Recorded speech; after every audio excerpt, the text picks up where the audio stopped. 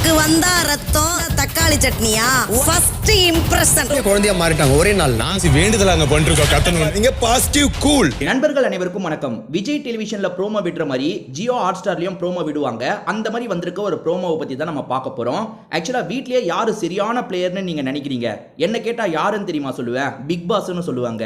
ஏன் அப்படி சொல்றேன்னு தானே கேக்குறீங்க? ஆக்சுவலா பிக் பாஸ் தான் செம்மையா இவங்க எல்லாத்தையும் வச்சு கேம் விளையாடிட்டு இருக்காரு.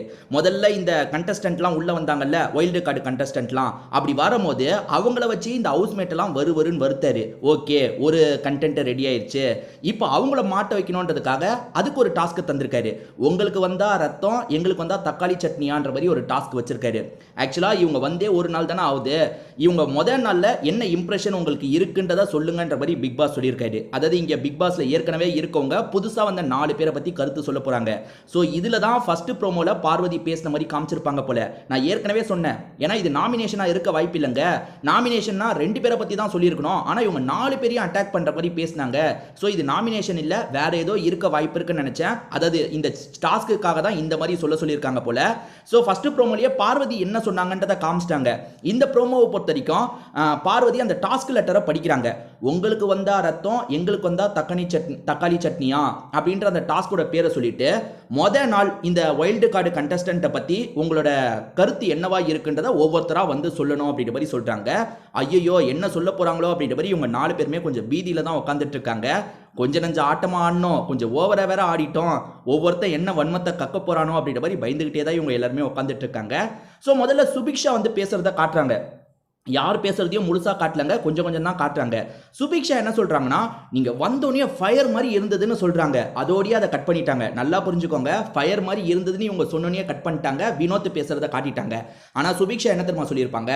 வந்தோடனே ஃபயர் மாதிரி இருந்தது, ஆனா அதுக்கப்புறம் ஒரே நாள்ல எங்க கூட ஐக்கியம் ஆயிட்டீங்க, எங்களை மாதிரி மாறிட்டீங்கன்னு சொல்ல வந்திருக்க தான் வாய்ப்பு இருக்கு. நான் எதை வச்சு இவ்வளவு உறுதியா சொல்றேன்னா, நீங்க வந்தோடனே ஃபயர் மாதிரி இருந்ததுன்னு இவங்க சொல்றாங்களா, அப்படியே கட் பண்ணி வினோத் சொன்னதை காமிக்க ஆரம்பிச்சிட்டாங்க. வினோத் என்ன சொல்றாருன்னா, வந்தோடனே ஃபயர் மாதிரி இருந்தது, ஆனா இப்ப குழந்தைங்க மாதிரி எங்க கூட மாறிட்டீங்கன்ற மாதிரி சொல்றாரு. அதாவது வந்த நாள் மட்டும் பயங்கர ஃபோர்ஸா நீங்க பண்ணீங்க, ஆனா இப்ப குழந்தைங்க மாதிரி தான் இருக்கீங்கன்ற மாதிரி வினோத் சொல்றாரு.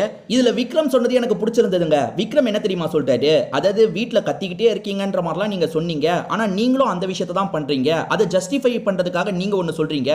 அது என்னன்னா வந்து, நான் கத்தல, நீங்க தான் என்ன கத்த வைக்கிறீங்கன்னு சொல்றீங்க அப்படின்ற மாதிரி சொல்றாரு. இவர் அநேகமா திவ்யா கணேஷுக்கு தான் இதை சொல்றாருன்னு நினைக்கிறேன்.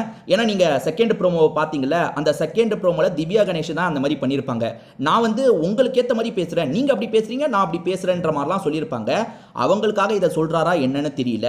சோ இதை தாண்டி சூப்பரா ஒரு விஷயத்த சொன்னாரு. அது என்னன்னா, நாங்க மட்டும் கத்தணும்னு வேண்டுதலா இருக்கோம். அதாவது நாங்க வேணும்ட்டே கத்துறது கிடையாது. ஒரு பிரச்சனைன்னு வரும்போது கத்தி தானே ஆகணும், அப்படி கத்தக்கூடாது இப்படி கத்தக்கூடாதுன்னு சொன்ன நீங்களும் இப்ப கத்த தானே செய்றீங்க அப்படின்ற மாதிரிலாம் கேட்கிறாரு.